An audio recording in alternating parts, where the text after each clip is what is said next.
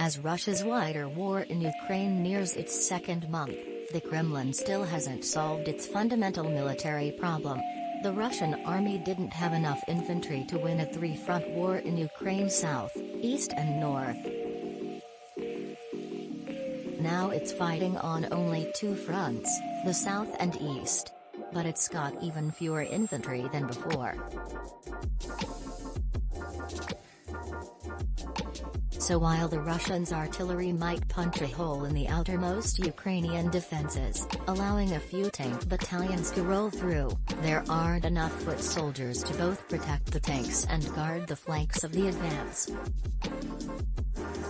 To say nothing of securing supply lines as they stretch out over scores or hundreds of miles from the nearest railheads. Logistical failures doomed Russia's attempt to encircle Kyiv in the first month of the war.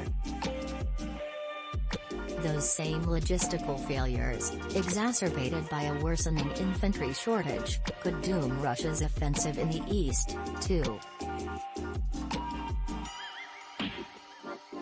After losing thousands of tanks and other vehicles and potentially tens of thousands of troops, the Kremlin starting in late March yanked its battered battalion tactical groups from the Kyiv suburbs.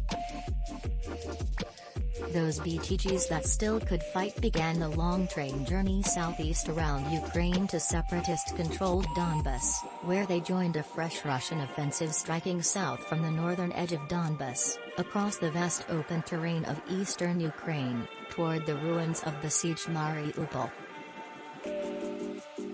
The idea is to get behind and cut off the Ukrainian forces, many tens of thousands of troops in a dozen or so brigades, along the line of control in western Donbas. But the Russians have made very little progress since that offensive began on Tuesday.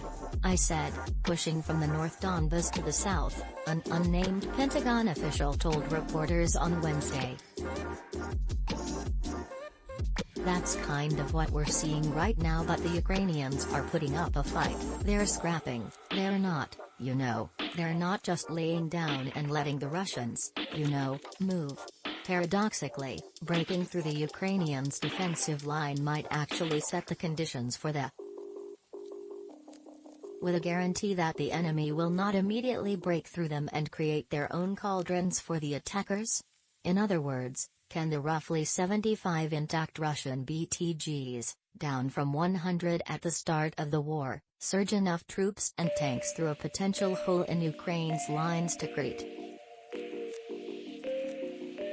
Only a stiff western line would complete the encirclement of the Ukrainian brigades in the east, and only if Russia's eastern line also held.